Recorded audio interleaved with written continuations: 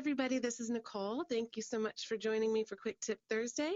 Today's session we're going to be talking about simulating historic photographic processes using Topaz black and white effects. So if you're not aware, Topaz black and white effects is very heavily influenced by traditional darkroom techniques, not only in the tool set, but also within the preset collections. So you have the tools to not only create traditional silver, gelatin type of looks, but we've also included tools that allow you to create these historic processes. So let's get into the program here. This is a simulation of an albumen print, but let me go into the program first. I'll take this layer below into Topaz black and white effects. So today what we're going to be doing really quickly is going over each of the historical processes that you're able to achieve very quickly through preset collections over on the left-hand side, and then I'm going to show you how to tweak those particular presets. Please know that for these more historic simulations, we did a lot of work coming up with color combinations that might make it easier just if you go for the preset first when you're working with these historic simulations. So over here on the left-hand side, in the fourth collection down, you'll see a cyanotype collection.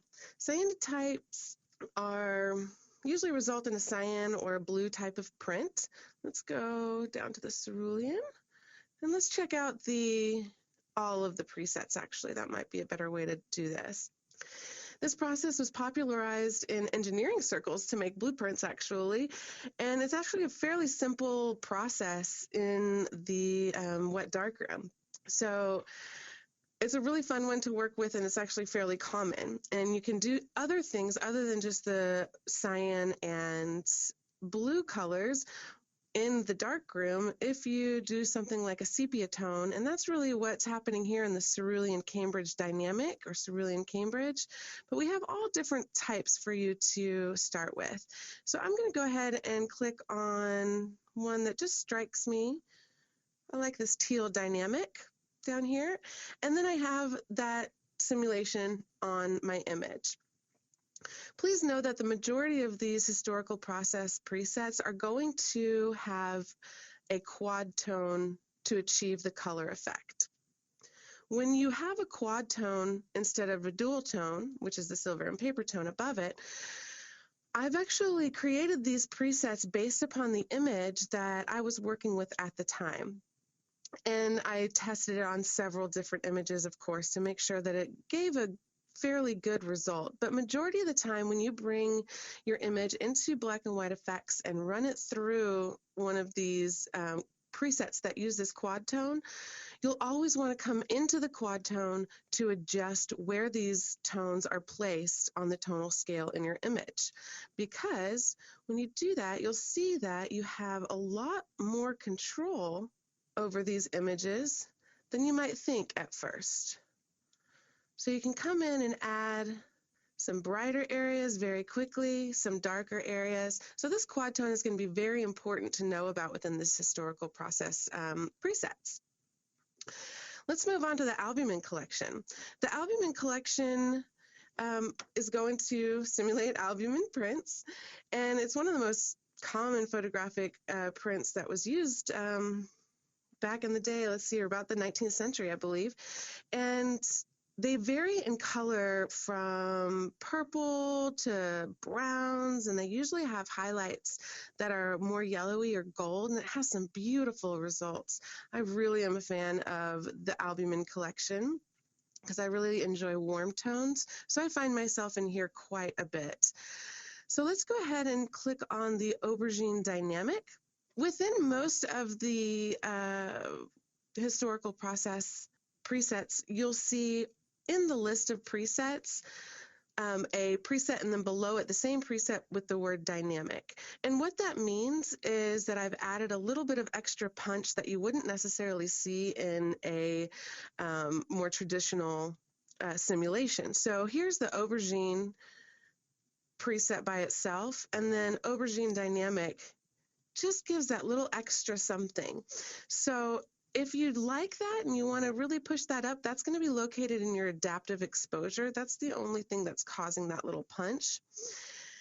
and you can increase that to achieve whatever results you'd like.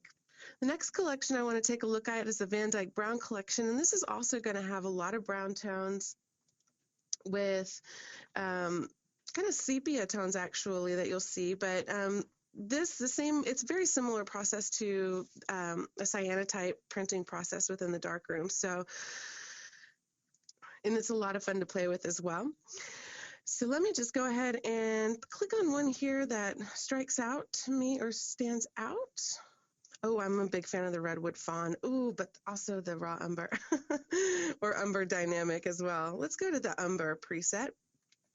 Here's before, here's after. And I'm actually really happy with where my tones are in this image. But again, if I open up those finishing touches and go into my quad tone, I can very easily affect where those tones are placed. Now, let's say you open up this preset and you actually want to make it a little bit more gold in the highlights. You do that within the quad tone as well. You go to where your highlight color is located, click on the little color swatch, and you can easily come in and add a little bit of gold just by moving it. And now I have my own simulation of this Van Dyke Brown. The Opalotype collection has some beautiful effects. It actually is an early photographic printing process, and it was prints that were printed on sheets of translucent white glass called opal or milk glass. And many times, a lot of those Opalotypes that are still around today are hand tinted. So it has some beautiful results with some natural color in there as well.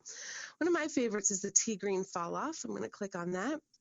And you'll see most of the presets within here actually have a very strong edge exposure going on. If you like the tone, but you don't like the vignette or the edge exposure, which I have heard from people, you can open up that finishing touches and just click off the vignette or edge exposure that's on there, and you're now left with just the tone. So it's as easy as that. Most of the Opalotype collection is going to actually pull from silver and paper tone, and which is a duotone versus the quad tone. My favorite collection of presets is the platinum collection, and the reason being is that it's a very hard photographic process to simulate digitally. It's a very what's the word I'm looking for with platinum. Actually seeing a platinum print is really what gets that process to stand out. But there's some technology within Topaz Black and White Effects that allows for that kind of sheen of platinum to shine through, and that's in the adaptive exposure. So let's take a look at that. I'm going to click on Platinum Preset 1, which is one of my favorites. And just to give you an idea of what it looks like before the tone, here's before and after. I'm fairly happy with where all of the tones are placed within my image, but I do want to show you how we get that little shine of metally sheen within these presets, and that's going to again come from your adaptive exposure. Most of the platinum presets, the region slider will be almost all the way to the right, breaking your image down into multiple regions, allowing for a lot of localized contrast to come into your image that you can control with this adaptive exposure. When you have so many regions like this, if you just slightly change your adaptive exposure or slightly increase it from 0, you'll start to see it takes on a metallic type sheen. Now, if you keep going with it, it's going to start to really process it a little bit too heavy for my taste. So that's why the adaptive exposure slider is more towards the left. It's just being lightly applied, but it's being applied in many different regions to kind of give that overall sheen of metallic effect. So with that, I hope that this gives you some good tips on all of our historical processes that are located within Topaz Black and White Effects. Thanks, everyone. Have a great week. Bye-bye.